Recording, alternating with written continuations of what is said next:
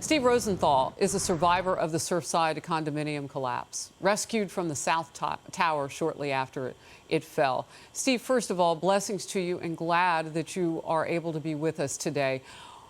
You've brought us some pictures, and we see your vantage point in some of these where you're standing waiting to be rescued, looking down. Tell us about last Thursday morning, middle of the night. Well, thank you. Last Thursday morning, I was asleep in bed. It was about 1:30, and I heard the loudest thunder I've ever heard in my life, times 100. And I went, okay, we got a big storm coming into Miami, a major storm. It's been humid, it's hot, it's June, no big deal. About 5 seconds later, the bed starts to shake, the room starts to shake.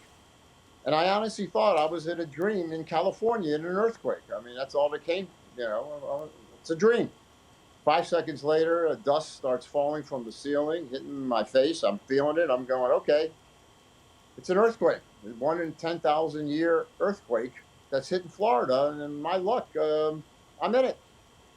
Jump out of bed. I run to the balcony. I run to the living room. I open up the sliding glass door to see what kind of damage is to the city of Miami as far as an earthquake is concerned. And it's all dust. I can't see anything. I run to the front door to open the door to the hallway. Can't see anything. All dust, toxic dust just slams on me. Run to the bedroom, power's out, put on a pair of jeans, put on a pair of pants, a t-shirt that I'm wearing, pack a bag, and put 2 pair of underwear, 2 pair of shoes, my watch, my wallet, and open up the door to the hallway again, and I see what you're seeing right now. Everything had collapsed. And the unit next to me is 704, and I'm assuming it's them, help me, get me out. And I just found out today that they died. I'm 1 unit from them. If I'm in that unit, I'm dead. Go to the balcony, see 10 fire rescue, 20 fire rescue, 30 fire rescue. And all this time, at this point now, I know it's not an earthquake because I don't see any damage across the street. So we're thinking it's the roof, because there was roof construction going on. And then another resident said the whole back of the building collapsed. Steve, I want to cut in here because my team wants to show, you were hit by some of this. And before we flash up that picture with the bruises all over your arms and we'll see it. What was happening to you as you were trying to get out? And when did you determine, I can't get out by myself? Well, once I opened up the door to the hallway and I saw all the concrete and everything, just collapsed. I mean, there was just no way. I couldn't go down the fire escape. I mean, or the steps or anything. Who knows what was going on over there? One way, the hallway was impassable. The other one, too scared. So all you could do was go to the balcony and wait to get rescued by fire or rescue. That was it. I know that there's like this fork thing in the hallway. I don't even know what all that is. What is that? And you gave it a name when you opened the door. It's like a devil's fork. I mean, it's just like, stop here, and you're not going into my unit. And this is the 704 unit, the door right there. And I just found out today that they passed. They didn't make it. I'm so sorry. And they were a very nice couple from Venezuela. Very nice people. God bless them and all those who we are learning about perishing. Yeah. How long had you lived in the building?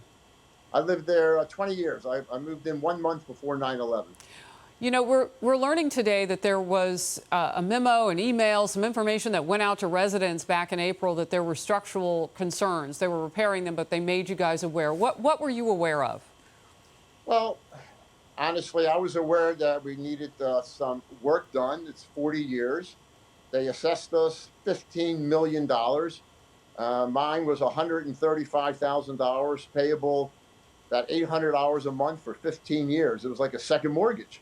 Wow. But, we wanted they wanted to upgrade the building. We had to upgrade it, but no one that I know of thought anything like this. I mean, we saw cracks in the balcony. We saw a crack here. We saw a crack there. We saw the garage ceiling peeling a little bit, but nothing like this. Nothing like this at all. Did you or your neighbors ever talk about leaving after you were notified about and it was interesting the word you used, upgrading to keep up, I guess, with some maintenance? I'm not really sure, but I've read the 2018 report, which points to some problems in that building. Did they include that report to you guys so that you could see it? I believe I got the report, but that's why we hire a board of directors or elect a board of directors, and they make the decisions. And I'm not confident enough to know about rebars and concrete and sand. And Well, they most say of they us want to wouldn't do be. this, they want to do that. Okay, let's go ahead and do it. You know, Surfside has become a very hot area, and I guess they wanted to, they needed to upgrade the building. No question about it. Real quickly, and I know that your lawyer doesn't want you talking about this case, but I want my audience to know that you are the first individual to sue at Champlain Towers after the South Tower fell. Why are you suing exactly now? Because the investigations will come. Go ahead.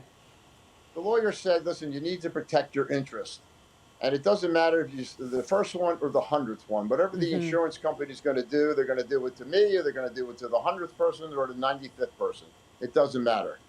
And I just wanted to get it out of the way. There's no question everybody's going to file a lawsuit. Everyone, every unit owner, every family member, it's going to be You're done. talking to neighbors? I just happen to be the first one, that's all. Yeah. Have you been able to talk to anybody that made it out that night? There were over 100 who did, but there's so many who have not. Talked. Yeah, I'm staying at the Red Cross is putting me up at the Marriott Surfside here. A lot of us are here, so we all were talking, and I've run into some people on the 4 line that didn't make it. One of my friends wasn't there that night. He slept over at his girlfriend's. Another person that I know happened to just get out a minute before. So there are a few people that survived just by chance and just by luck. Yeah.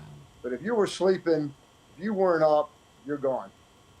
Well, by God's grace that there were some of you who survived, and we pray for those as they continue what now is still a search and rescue. And Steve then let Rosenthal. me just say that the fire rescue people were great, and that the community has been fantastic, and everybody has contributed, and the charities and global empowerment, and everybody has just been fantastic. And it's so important to have that community come together and your friends support you. It's been amazing. It's been wonderful as far as that's concerned.